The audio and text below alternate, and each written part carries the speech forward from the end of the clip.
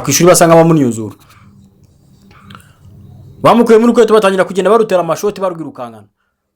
Gusa nyine uko bigaragara umwana ameze nk'innocent, nta kibazo na kimwe yifitiye mbese muri rusange.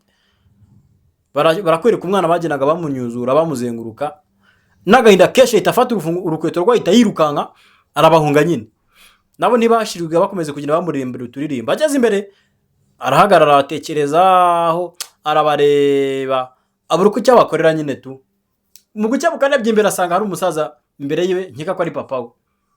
Umusaza aramuhamagara ati ngwino mwana wanjye urirukanka ugiye ingwino dutahe. Umusaza nakareba ukuntu abana bari kugenda bamuserereza bikamurya ariko akabura uko abigenza. Baratwereka bisa nkaho ari byo muzehe yatekerezaga mu nzozi byabaye cyangwa se ibyo agenda acamo, yibuka ibyo agenda acamo n'umwana we, kuko hano baratwereka umwana amaze gukura. Ako kanya baratwereka umwana wakimaze ari mukuru. Hari undi mwana bigana ku ishuri nyine yaraje aramubwira ati uyu munsi waza se tukajyana mu kaniveriseri ko mfite akaniveriseri kanye k'amavuko. Ibyacu nibitinda barakwereka wa munsi ukurikiyeho umwana agiye muri aniveriseri asanga abagenzi biwe nyine bari kuva ku tumoto twiza nyine bateze bameze neza nyine bakeye bafite fresher. Ariko mu by'ukuri we yakwireba akareba ukuntu ameze, akareba nabo bana bose ukuntu baje muri aniveriseri ukuntu basa, akabona nyine ko ntaho bahuriye kabisa naho bahuriye. Gusa ntibyamubujije kwinjira. Umwana yakomeje arinjira. Mu kwinjira asanga abandi bana bose bari busy ku smartphone, abana barakeye barasharanye bameze fresh. Yakireba akareba naga telefone afite akavuga ati ibi ntago bihura kabisa. Gusa nyine nta kundi byatumye byamuvuyemo nyine arinjira. Wa mwana wari yakoze anniversaire aramubonye aramubwira ati karibu. Abwira na mugenzi we ati igira hirya twicarane wicarane n'umugenzi wawe.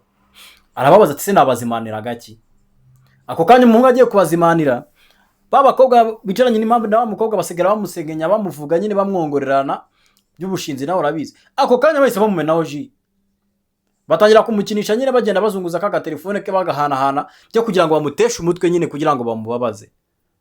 Gusa umwana nyine nta kundi ari kubigenza. Muzehe nawe ari kubara udufaranga abonye umukobwa aradutsimba.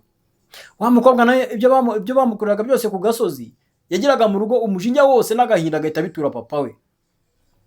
Kora icyo urarebe akamubwira nabi ariko muzehe akabura uko abigenza.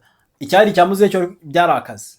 Mu gitondo nkuko bisanzwe aramukira mu kajobu kugira ngo abashe gusurvivinga, gusa akamutona ko nikamworoheye. Aba customer baravera mu nzira batagezeyo kubera ko kabaga kapfiye mu nzira aho batavuga bakamuha make kubera ko katabagejejeho bari bagiye. Muzehe nyine gusa nta kunda.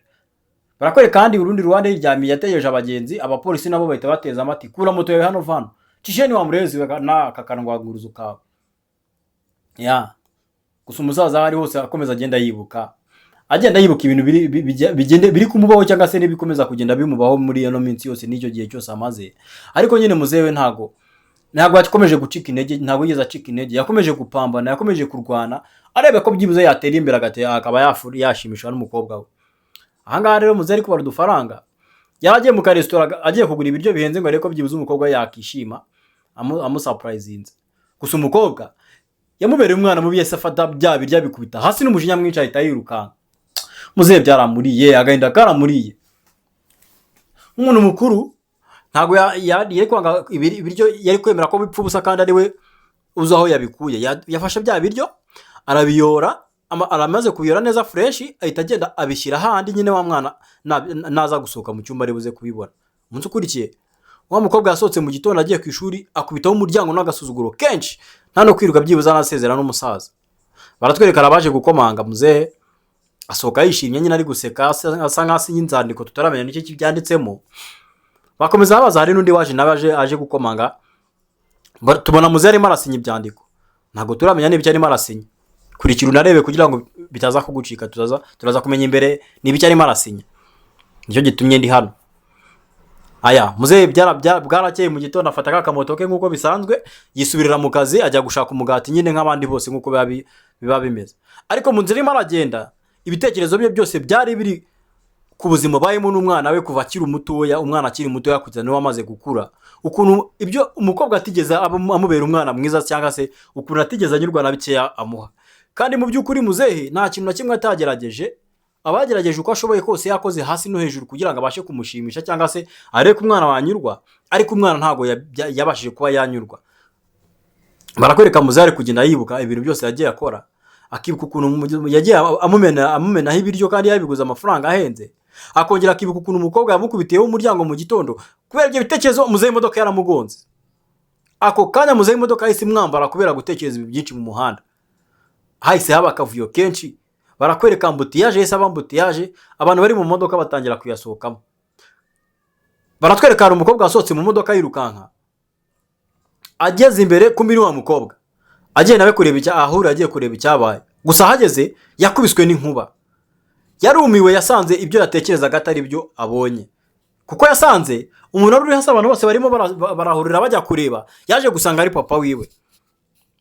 Barakwereka mu mukobwa kasi agahinda karamuriye, atangira kurira ahamagara papa we ati papa ndakwinginze byuka, ati byuka ndakwinginze mubyeyi wanjye. Ariko muzehe nawe akuka kanyuma asigaje arimo aragakoresha, wari mariyibukira ibintu yagendaga atanga koma kumande akareba. Barakwereka rero yagiye nko muri Sibera arimo akabona udukoto twiza, yifuza gutugurira umukobwa we, ahita ahamagara kuri telefone nyine kuri iyo kampani icuruza utwo tuntu nyine, udukweto n'utuntu twose nk'umukobwa yari akeneye, akabage, ibintu byiza nyine kugira ngo yarebe ko yashimisha umukobwa.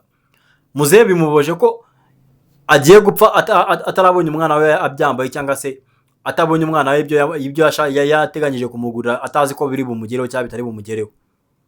Hari naho batwereka muzehe nawe yagiye muri restaurant, yagiye muri Sibera, yagiye gushaka utundi tuntu, ariko amafaranga bari kumuca byabaye ngombwa ko agurisha impeta kugira ngo abashe kuba yagura. Izi ni zari inzozi za muzehe, kugira ngo azabashe kuba yagura, yakora ibintu byashimisha umukobwa we. Ariko muzehe, umukobwa ntago yabashije kubimenya ibyo muzehe yashakaga kumukorera.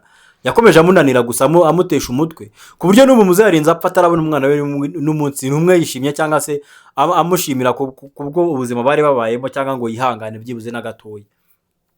Muzehe inzozi zo zari nyinshi, gusa muzehe atarapfa hari urwandiko yasize yanditse. Barakwereka hari umuzehe ari kwandika urwandiko, yandikira wa mukobwa. Wa mukobwa rero nawe bidatinze rwa rwandiko yaje kurugwaho.